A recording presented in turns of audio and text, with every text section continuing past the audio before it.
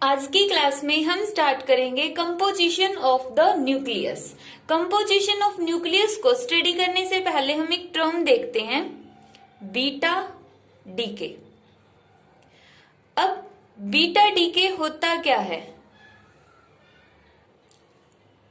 Beta decay का meaning होगा कि it is a phenomena of emission of an electron.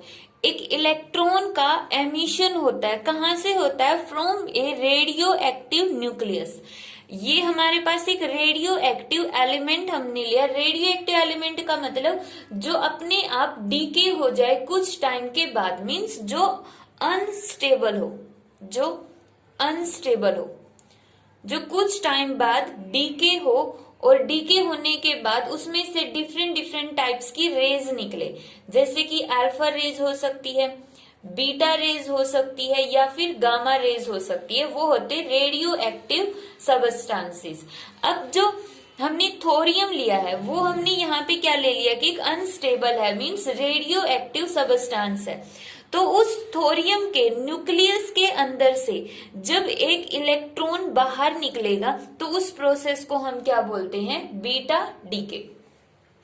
अब कंपोजिशन ऑफ न्यूक्लियस के अंदर बीटा डीके का यूज क्या होगा? हमने रदरफोर्ड मॉडल पढ़ा। रदरफोर्ड मॉडल के अंदर हमने पढ़ा कि 1911 के अंदर रदरफोर्ड ने न्यूक्लियस की डिस्कवरी की। उसने बताया कि एक एटम के अंदर छोटे से हिस्से के अंदर सारा का सारा पॉजिटिव चार्ज कंसंट्रेटेड होता है, और इसी हिस्से के अंदर लगभग पूरे एटम का मास कंसंट्रेटेड होता है, जिसका नाम रदरफोर्ड ने क्या रख दिया? न्यूक्लियस रख दिया। अब क्वेश्चन यहाँ पे ये अराइज हो गया कि चलो ठीक है, न्यूक्लियस तो हमें एटम में मिल गया, बट न्यूक्लियस के अंदर क्या क्या प्रेजेंट होगा, किस किस से मिलकर बना होगा ये न्यूक्लियस? तो न्यूक्लियस के बनने को लेकर फिर यहाँ पर अपनी अपनी हाइपोथेसिस दी अलग अलग साइंटिस्ट ने। तो उस हाइपोथेसिस के अंदर इसी बीटा डीके की वजह से ये कॉन्सेप्ट आया कि न्यूक्लियस के अंदर इलेक्ट्रॉन होता है। इस बीटा डीके की वजह से ये कॉन्सेप्ट आया कि न्यूक्लियस के अंदर इलेक्ट्रॉन होगा। क्यों होगा? क्योंकि बीटा डीके क्या बोलता है कि जब साइंटिस्टों ने एटम के ऊपर अपने एक्सपेरिमेंट किए तो उन्होंने देखा कि बीटा डीके के अंदर जो न्यूक्लियस है वहां से एक इलेक्ट्रॉन निकल रहा है। अब ये न्यूक्लियस से एक इलेक्ट्रॉन कैसे निकलेगा? तो उस टाइम पे उन साइंटिस्ट ने इसका रीजन दिया कि न्यूक्लियस के अंदर इलेक्ट्रॉन प्रेजेंट होते हैं। ठीक है, आज हमें इसका एक्चुअल रीजन पता है कि न्यूक्लियस के अंदर इलेक्ट्रॉन नहीं होते, वो सिर्फ कन्वर्ट होकर आते हैं, जिसको हम कुछ टाइम बाद पढ़ेंगे कि ये इलेक्ट्रॉन न्यूक्लियस के अंदर से कैसे आता है। बट उस टाइम पे साइंटिस्टों ने बताया कि न्यूक्लियस के अंदर इलेक्ट्रॉन प्रेजेंट है, और वही इलेक्ट्रॉन यहाँ पर निकल कर आ रहा है। अब सबसे फर्स्ट हाइपोथेसिस आई proton electron hypothesis. Proton electron hypothesis जो है वो 1930 के अंदर दी गई, 1930 में दी गई। उस टाइम तक हमारे पास सिर्फ प्रोटॉन थे और इलेक्ट्रॉन थे, तब तक न्यूट्रॉन की डिस्कवरी नहीं हुई थी। तो उस टाइम पे सिर्फ दो ही चीजें थी। तो प्रोटॉन इलेक्ट्रॉन हाइपोथेसिस के अकॉर्डिंग क्या होगा कि जो एटम है, एटम के न्यूक्लियस के अंदर इलेक्ट्रॉन भी प्रेजेंट होंगे। इसके लिए उन्होंने एक एग्जाम्पल दिया, और इस इलेक्ट्रॉन का रीजन क्या बताया उन्होंने, कहां से पता चला उनको कि इलेक्ट्रॉन न्यूक्लियस में होंगे? ये बात उन्होंने बीटा डीके के अंदर जो इलेक्ट्रॉन निकल रहा था उसके बेसिस पे ये बात बोली कि न्यूक्लियस में इलेक्ट्रॉन होते हैं। अब इसको समझाने के लिए उन्होंने एक एग्जाम्पल दिया नाइट्रोजन का। नाइट्रोजन को हम कैसे लिखते हैं? 9 7 N14। नाइट्रोजन का N एटॉमिक नंबर 7 और 14। तो उन्होंने कहा 14 क्या है? उसका एटॉमिक वेट होता है। 14 क्या होगा? उसका एटॉमिक वेट। एटॉमिक वेट किसके इक्वल होगा? नंबर ऑफ प्रोटॉन के। तो इसका मतलब यहाँ पे 14 नंबर ऑफ प्रोटॉन हो गए। अब एटम क्या होता है? न्यूट्रल होता है। एटम न्यूट्रल है, तो उसके अकॉर्डिंग जितने नंबर ऑफ प्रोटॉन है उतने ही क्या होंगे? इलेक्ट्रॉन होंगे।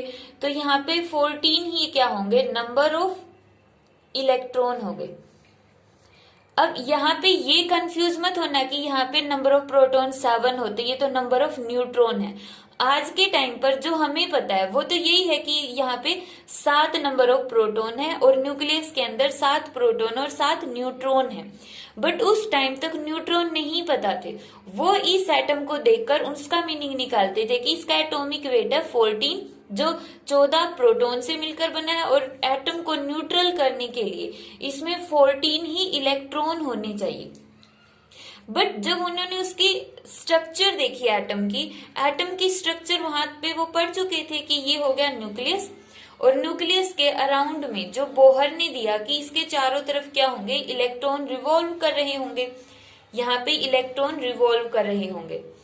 तो उन्होंने देखा कि बाहर तो सिर्फ 7 इलेक्ट्रॉन ही रिवॉल्व कर रहे हैं, इसकी स्ट्रक्चर के अकॉर्डिंग जो नाइट्रोजन है इसके अकॉर्डिंग 14 इलेक्ट्रॉन होने चाहिए। लेकिन उन्होंने देखा न्यूक्लियस के बाहर 7 इलेक्ट्रॉन होते ओनली, तो बाकी के 7 इलेक्ट्रॉन कहाँ पर होंगे, ठीक है। तो उन्होंने बोल दिया बाकी के 7 इलेक्ट्रॉन न्यूक्लियस में होंगे। तो इस हाइपोथेसिस के अकॉर्डिंग, प्रोटॉन इलेक्ट्रॉन हाइपोथेसिस के अकॉर्डिंग जो न्यूक्लियस होता है इसमें 14 प्रोटॉन है, 14 प्रोटॉन प्लस इसमें क्या होंगे 7 इलेक्ट्रॉन होंगे, और बाकी के 7 इलेक्ट्रॉन बाहर की तरफ जो न्यूक्लियस के बाहर रिवॉल्व कर रहे हैं, इस हाइपोथेसिस ने ये कहा। तो इसके अकॉर्डिंग 7 इलेक्ट्रॉन न्यूक्लियस में हो गए। अब हम देखते हैं कि इसकी लिमिटेशन क्या थी। जो प्रोटॉन इलेक्ट्रॉन हाइपोथेसिस को हमने रिजेक्ट कर दिया और उसके बाद ये सेकंड वाली हाइपोथेसिस आई, तो इसको हमने रिजेक्ट क्यों किया, तो इसके अकॉर्डिंग मेन पॉइंट क्या था, मेन पॉइंट था कि इसके न्यूक्लियस में इलेक्ट्रॉन है, ठीक है। तो अब हम इसकी लिमिटेशन देखते हैं। तो इसको रिजेक्ट किया गया, उसकी रीजन था, सबसे फर्स्ट रीजन था एनर्जी ऑफ इलेक्ट्रॉन। अब इस हाइपोथेसिस के अकॉर्डिंग जो इलेक्ट्रॉन अगर न्यूक्लियस में प्रेजेंट होते, इलेक्ट्रॉन अगर न्यूक्लियस में प्रेजेंट होते, तो न्यूक्लियस में प्रेजेंट होने की वजह से उनकी एनर्जी होती 20 मेगा इलेक्ट्रॉन वोल्ट से लेकर 200 मेगा इलेक्ट्रॉन वोल्ट तक।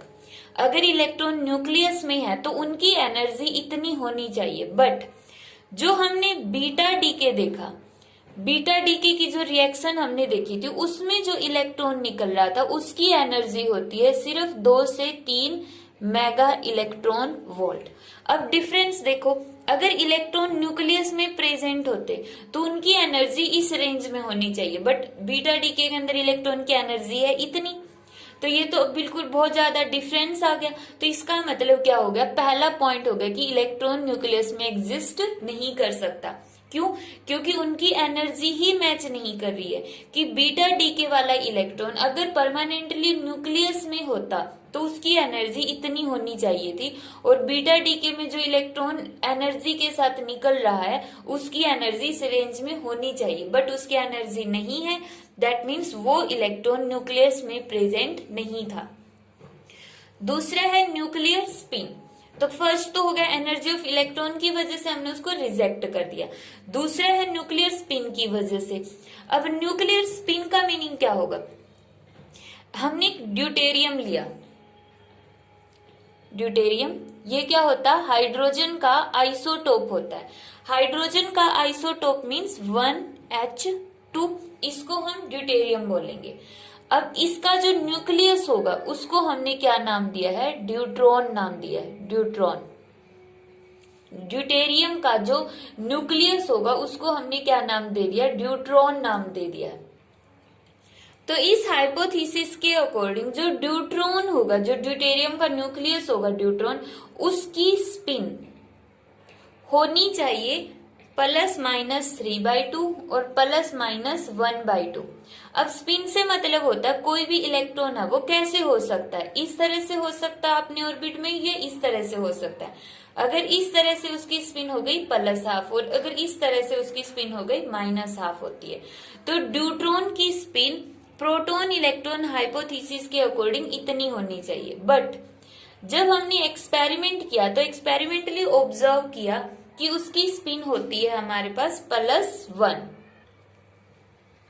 -1 और 0।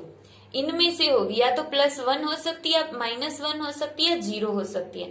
बट अगर ये हाइपोथेसिस सही होती कि इलेक्ट्रॉन न्यूक्लियस में होता है, तो इसके अकॉर्डिंग ड्यूट्रॉन की स्पिन इतनी होनी चाहिए, बट एक्सपेरिमेंटली उसकी स्पिन इतनी है। तो इसका मतलब ये स्पिन नहीं है, तो इसका मतलब इलेक्ट्रॉन न्यूक्लियस में प्रेजेंट नहीं है। तो न्यूक्लियर स्पिन का कॉन्सेप्ट जो हमने दिया, न्यूक्लियर मतलब कि न्यूक्लियस की स्पिन, कौन सा न्यूक्लियस लिया हमने एग्जाम्पल के लिए, ड्यूट्रॉन ले लिया, ड्यूटेरियम का न्यूक्लियस, तो उसकी स्पिन भी मैच नहीं कर रही है। तो सेकंड पॉइंट भी क्या बोलता है कि इलेक्ट्रॉन न्यूक्लियस के अंदर प्रेजेंट नहीं हो सकता। थर्ड है मैग्नेटिक मोमेंट।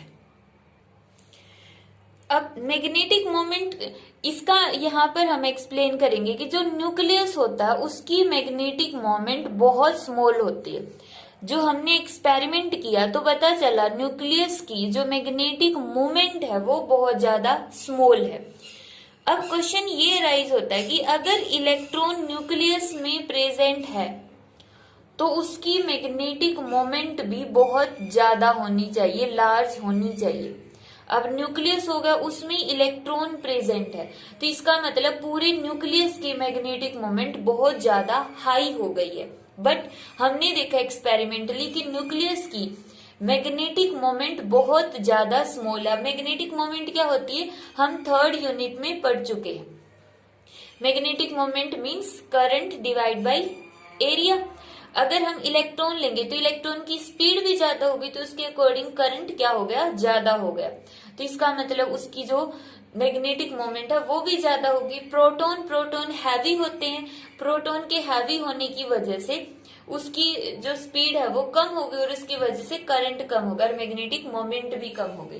तो यहाँ पर हम एक्सप्लेन करेंगे कि सिंपल कि अगर इलेक्ट्रॉन न्यूक्लियस में होता तो उसकी मैग्नेटिक मोमेंट बहुत ज्यादा होनी चाहिए न्यूक्लियस की, बट हमने एक्सपेरिमेंट किया तो पता चला मैग्नेटिक मोमेंट क्या है, बहुत ज्यादा स्मॉल है।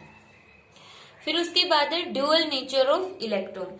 ड्यूअल नेचर ऑफ इलेक्ट्रॉन का मीनिंग क्या हुआ, अब इस हाइपोथेसिस ने ये बोल दिया कि ये न्यूक्लियस है, इसके चारों तरफ इलेक्ट्रॉन रिवॉल्व कर रहे हैं सर्कुलर पाथ में या इलिप्टिकल पाथ में, जो भी पाथ हम लें, कि उसके अंदर यहाँ पे क्या हो गए, इलेक्ट्रॉन रिवॉल्व कर रही हैं, 2 इलेक्ट्रॉन 8 इलेक्ट्रॉन 8 इलेक्ट्रॉन, इस तरह से इलेक्ट्रॉन रिवॉल्व कर रहे हैं।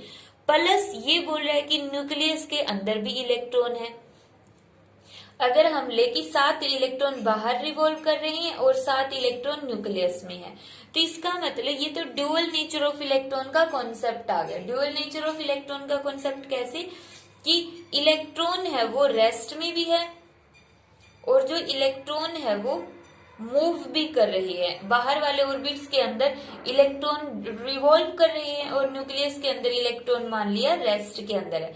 रेस्ट के अंदर है तो इलेक्ट्रॉन पार्टिकल की तरह बिहेव करेगा, और अगर इलेक्ट्रॉन मूव कर रहा है तो वो एक वेव की तरह बिहेव करेगा। तो इसका मतलब एक ही पार्टिकल में पार्टिकल नेचर भी आ गया और वेव नेचर भी आ गया। तो इसकी वजह से ड्यूअल नेचर आ गई इलेक्ट्रॉन की, और ड्यूअल नेचर की वजह से जो पूरा का पूरा एटम है वो बहुत ज्यादा कॉम्प्लिकेटेड हो जाता है।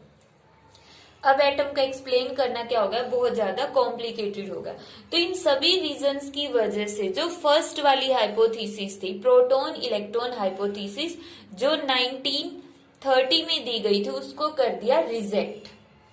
इस हाइपोथेसिस ने क्या कहा था कि इलेक्ट्रॉन न्यूक्लियस में भी प्रेजेंट होते हैं।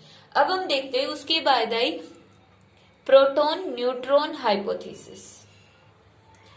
जो प्रोटॉन न्यूट्रॉन हाइपोथेसिस है वो हाइपोथेसिस दी थी हिसेनबर्ग नाम के एक साइंटिस्ट ने।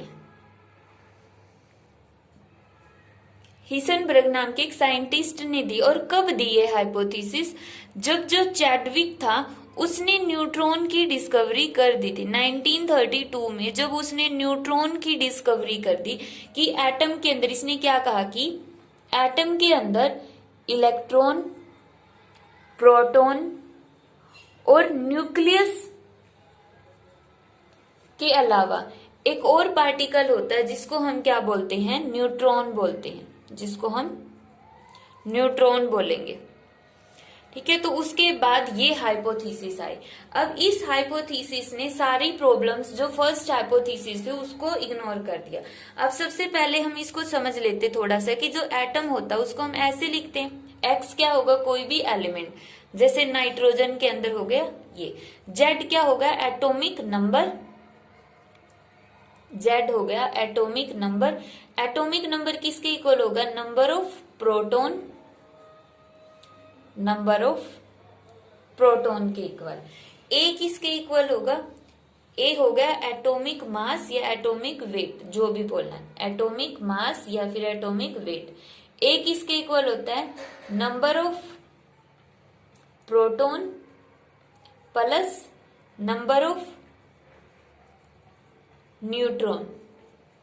नंबर ऑफ प्रोटॉन को हम रिप्रेजेंट करते जेड से, और नंबर ऑफ न्यूट्रॉन को हमने मान लिया, हमें नहीं पता कितने है, एन बता दिया ए। तो न्यूट्रॉन का नंबर हम कैसे निकालते हैं, एटॉमिक मास में से एटॉमिक नंबर सब्ट्रैक्ट कर दो।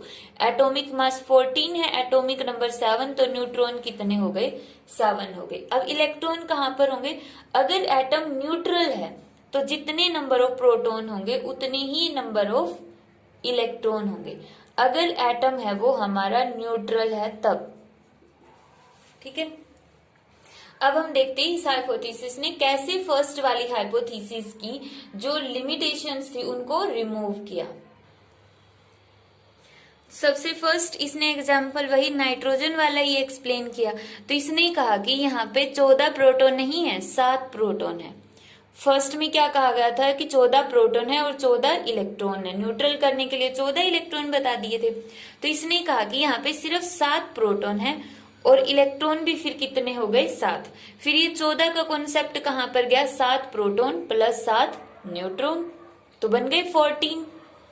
तो एटॉमिक मास मींस एटम के न्यूक्लियस के अंदर होते हैं ये वाले 7 प्रोटॉन होते हैं और 7 इलेक्ट्रॉन है, और ये 7 इलेक्ट्रॉन सिर्फ बाहर की तरफ रिवॉल्व कर रहे हैं, ठीक है। तो इस हाइपोथेसिस के अकॉर्डिंग न्यूक्लियस के अंदर इलेक्ट्रॉन है ही नहीं, न्यूक्लियस के अंदर कोई भी इलेक्ट्रॉन नहीं है। तो यहाँ पर जो फर्स्ट वाली लिमिटेशन थी उसकी एनर्जी की, तो वो तो अपने आप ही रिमूव हो गई। अब ये तो खुद ही बोल रहा है कि इलेक्ट्रॉन न्यूक्लियस में है ही नहीं, तो एनर्जी का कॉन्सेप्ट ही खत्म हो गया। अब इलेक्ट्रॉन की एनर्जी 2 से 3 मेगा इलेक्ट्रॉन वोल्ट हो या इससे भी कम हो या इससे भी ज्यादा, कोई फर्क ही नहीं पड़ता। दूसरा मैग्नेटिक मोमेंट, मैग्नेटिक मोमेंट। अब मैग्नेटिक मोमेंट को इसने कैसे सॉल्व किया, जैसे हमने लिया ड्यूट्रॉन। ड्यूट्रॉन क्या था, 1s2 का न्यूक्लियस, इसका न्यूक्लियस, न्यूक्लियस का मतलब अब इसमें एक मीन्स नंबर ऑफ प्रोटॉन और 2 का मतलब क्या हो गया, एक प्रोटॉन और एक न्यूट्रॉन, एक प्रोटॉन प्लस एक न्यूट्रॉन। तो ड्यूट्रॉन क्या होता है, ड्यूट्रॉन क्या होता है, एक प्रोटॉन और एक न्यूट्रॉन का कॉम्बिनेशन, मींस ड्यूटेरियम का जो न्यूक्लियस है उसी का नाम ड्यूट्रॉन है। अब प्रोटॉन, अब यहां से हम स्पिन देखते हैं, स्पिन कितनी हो सकती है, एक प्रोटॉन ऐसे हो सकता है और न्यूट्रॉन भी ऐसे हो सकता है, दोनों अप स्पिन के हो सकते हैं या फिर दोनों डाउन स्पिन में हो सकते हैं, या एक अप स्पिन में और एक डाउन स्पिन में हो सकता है। 3 ही पॉसिबिलिटी हो सकती है। स्पिन को हम डिफ्रेंशिएट कर नहीं सकते कि ये प्रोटॉन की है और ये न्यूट्रॉन की है, इसलिए ये वाली जो केस है, ये वाला केस खत्म हो जाएगा क्योंकि स्पिन जो होती है सिमिलर होगी। अब इसके अकॉर्डिंग +1/2 +1/2 +1 आ गया, इसके अकॉर्डिंग -1/2 -1/2 -1 आ गया, इसके अकॉर्डिंग +1/2 और -1/2 0 आ गया।